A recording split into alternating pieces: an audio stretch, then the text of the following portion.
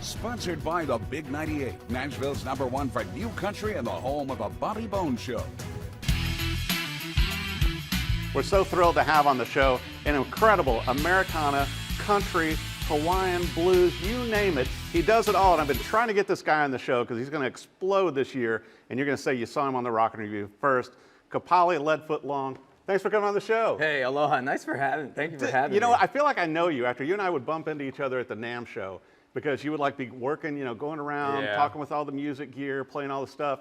And then at the Gibson Garage here in Nashville, you and I stopped and talked right before you hit the stage. Yeah, wild. Yeah, and so now we got to talk about this. You've been releasing a bunch of singles this past year, including Gaslight, which I love. Thank you. Mahalo for that. So, and you were telling me before we came in studio too, Kapali, to where, you know, you're not doing any co-writing right now. You're the writer. Yes, well, that's something that I always love to advocate is singing the songs that I've lived through and singing the stuff that I write. It's not that I don't like to co-write. I've done all the pop writing, like for major label situations and stuff like that. But I just love to be able to sing and look in people's eyes and tell and find the stories that I've lived and they've lived together. Because I think that's the beauty of like music. Right. You know, is finding and what I appreciate about you also, being a multi-instrumentalist as you are, even though you're endorsed by Gibson, is that, you know, bringing in the steel guitar and also, you know, the ukulele and everything else, it's just, you make it yours. But also, being Hawaiian, you know, it's like you are bringing it from its original history. I think well, that's kind of the job. I think it's the job to be able to teach people that Jimmy Rogers had 3 native Hawaiian lap steel players. Right. I think it's my mission to help people, because my grandma's sister was one of the first female lap steel players in the 30s. Well, and I was going to bring up too, with your grandparents, Yeah. you know, your grandfather, you know, played all over Hawaii. Yeah. And your grandma was a hula dancer, and then her whole family, her Yes. brother and sister.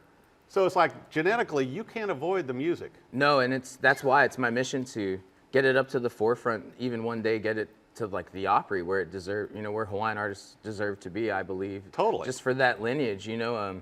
I mean, shoot, I learned from Alan Akaka for lap steel, and then Alan studied with Jerry Bird, and Jerry played for, you know, recorded Hank Sr. and Patsy and such. It's so incredible, but you know, I think what I really appreciate especially about your latest singles, it seems like there's a new depth, and certainly I've enjoyed your past albums and everything that you've done, but it seems like you're really finding your roots in these songs, and I know you're also influenced by like Bob Dylan, by Neil Young, and I can hear these things, but it seems like also, to me, it's becoming more Kapali Long.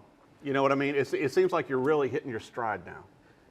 You know, that's come from a million no's, you know, and being shelved. Yeah, and playing the troubadour. Yeah, I played the troubadour right before the pandemic, and I thought, you know, the wave was gonna go and I was gonna catch it, and then I lived with my in-laws for almost a year, you know, up in the mountains of Yosemite, which was beautiful. But that's also where I just kind of came to. I was supposed to play slide for Muddy Waters' youngest son, Mojo.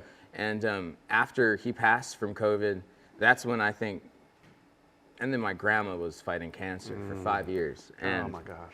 That after I played Whiskey Jam here, I think last year, that was my first show ever in Nashville. And you played the Bluebird. You're going to be playing the Bluebird again in May. Yeah, May 19th. But my first show ever in Nashville was the Whiskey Jam, and I got the call that my grandma was going back in the hospital.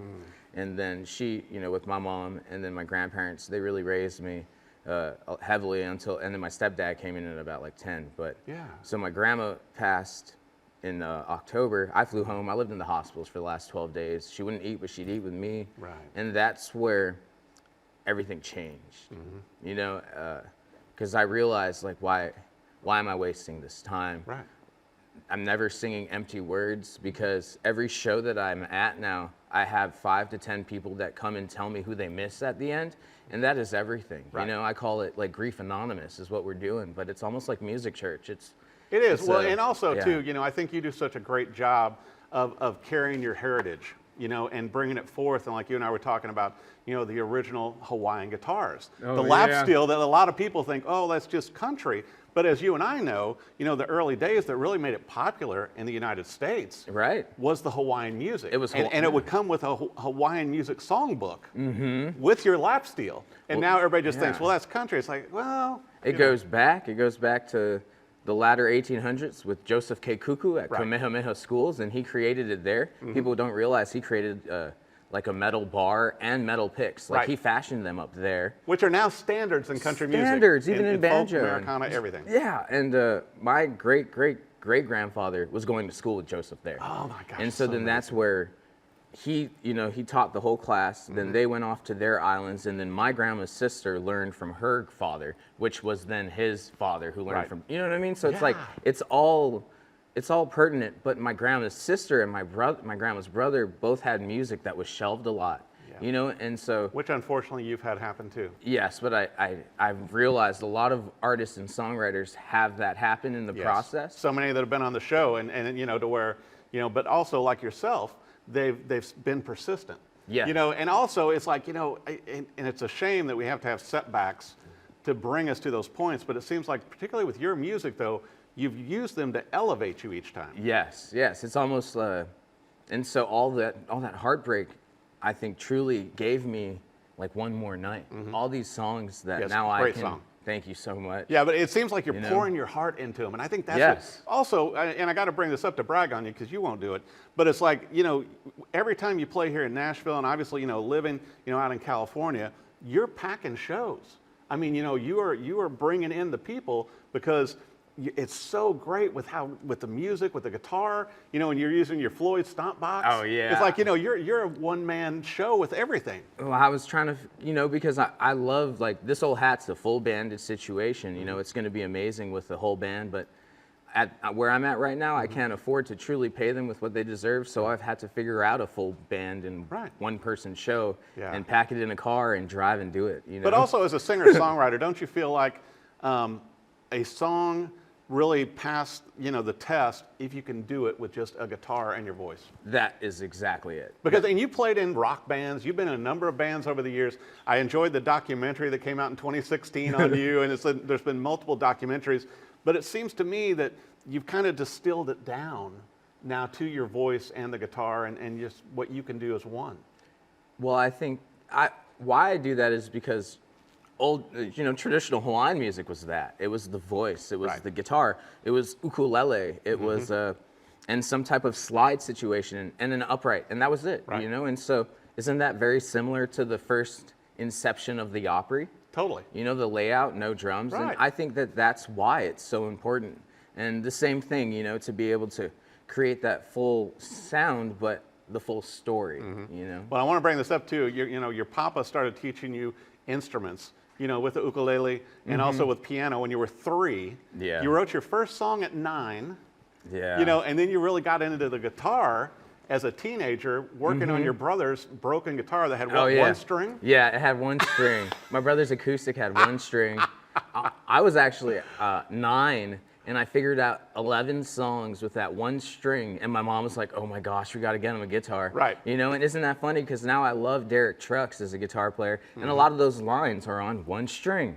So it's helped me realize like that vocality within it all is like one string, your voice, one and then string. even though obviously you still have the family ties in Hawaii, but you know, you moved to LA when you were 18. Yeah, all the way to California. I think I graduated high school at like 17, and I moved to Hollywood the day after I turned 18. Wow. Yeah. And you've been in California ever since with your family. I have. Well, I met, you know, I'm married now. My wife is down there, and we're in kind of like South Pasadena, El Sereno, but because she's happy, she works for a show on HGTV. So right, how incredible. Yeah, it's a dream. And plus, you drive into Nashville, you're almost like a Nashvilleian now. Although, I got to ask you about this though. I swore I saw you in a Wrangler ad. Is that actually you? I mean, you're now like a model, you know, in Wrangler ads. How's that work out? I got a good friend of mine, Wade, just put me up. Wade Crescent put me up to be possibly in this shoot, and I got picked to be in a Wrangler ad. I'm in the current campaign for Wrangler X Buffalo. You say that like I say, like I was in my hometown newspaper that goes to about 10 people.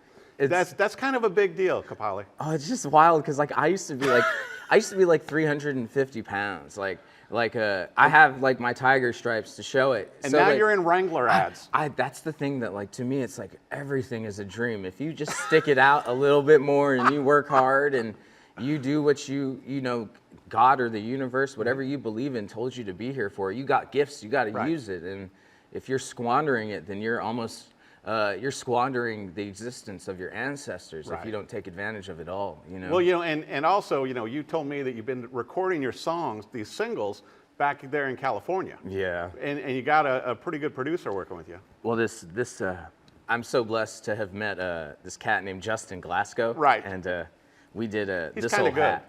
Oh my gosh, he's one of the best. He was I don't know if I should boast on the fact that he was the drummer in one of my favorite bands, Lone Bellow, or he produced Paris Paloma. Justin's amazing. He's amazing. And so if he's going to be doing all your new tracks, I got to tell you, with This Ole Hat, it sounds so good.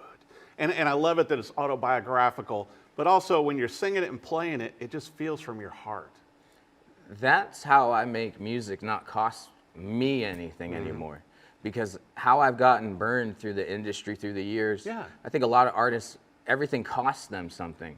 For me, I'm singing everything from the heart and it's all happened. Nothing costs me anything. The only thing that costs me are the reminder of the people that I miss. Every 4 shows, I cry a little bit, but it's worth it. Because then every show I meet 10 people that it's helped. It's incredible. I had this one kid tell me man, you're making me realize I need to fly back home to China because my grandma's 80 years old and I haven't seen them in 2 years. I'm yeah, you should have flown there yesterday. Let's go. And then I gave him my number. I give these people my number because then I'm hey, let me know when you go. Right. Or let me know how you're doing. Let me know how your grandma's doing. Let me know how your dad's doing. But also not losing your ties with Hawaii. No. Because it's such deep roots. And it's bringing you to this point in time. But also, though, I got to ask you, isn't it going to make it that much sweeter when you hit the Opry stage? Oh, that's... I mean, when with all the singles you're releasing this year, I know you're working on an album and other projects and music videos and everything. Isn't it going to make it sweeter when you finally get there? Oh, it would. Oh man, I'm trying not to cry just thinking about it. Honestly, that's been my the greatest dream of all. And it's not. And then that's when I can get my wife for us to move to Nashville, right? Because then, in order to become that member, you got to be around. So I'm come on, baby, we might need to move. But that's and literally it doesn't hurt the dream. That, you got family here also. Yeah, my sister and my brother-in-law down south. My brother's gonna help produce or direct a music video. Mike Monaco, and he's done stuff for I think Lainey Wilson and stuff. And then my buddy Wade Crescent is gonna help direct One More Night music video. Right. So we've got. Thank you so much. All your singles this past year, but it seems to me though, this is your year. That 2024 is a Leadfoot year. No, that's a beautiful thing. Well, I want to make sure, for your upcoming shows, I know you're playing, out in California. You're obviously playing here in Nashville too. Yeah. For your website, for your social media, you got some cool merch. Yeah, I do. You also have your endorsement companies with Gibson and AEA, and once again, you're in a Wrangler ad campaign. it's wild. It's like when I go see, I'm going, I know that guy. I've hung out with him. But where do the viewers need to go for your website, social, and everything? KapaliLong.com, KAPALILONG, or you can go on Instagram. It's on Spotify, and This Ole Hat ain't out yet. And then the main radio version of One More Night is not out yet because. I'm technically not signed. I don't have management, and I don't have a publishing situation. So, I actually got to play Nikki's stage at Stagecoach this year. Right. And using that was the biggest wave. And I'm so grateful to Nikki Lane. Thank you so much, because that helped me change my everything this year too. And I submitted for her stage when I was in the hospital with my grandma.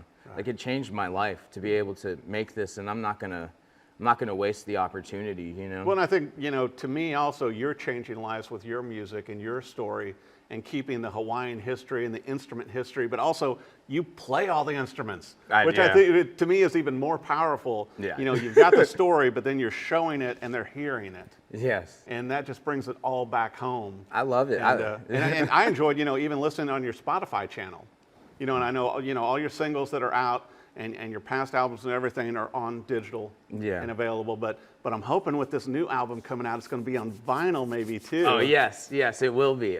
With these new songs. That's the goal. Vinyl. And then I think also you're going to need some more tintype pictures because I kind of like those that they do. Thank you, man. Shout out to Joseph Wyman on those photos. Are those great photos? Man. I just so dig those, man. Yeah. Well, it's great having you on the show. However you consume music, but I got to tell you too, go see Kapali Long in person live. That's where you're going to get the most out of his music. More great singles coming out. He's going to be at the Bluebird in May. Shows everywhere. You name it. Go see this guy live, and you're going to thank me later. Thanks for coming on the show. Mahalo buddy. for having me, Eric. Thank you.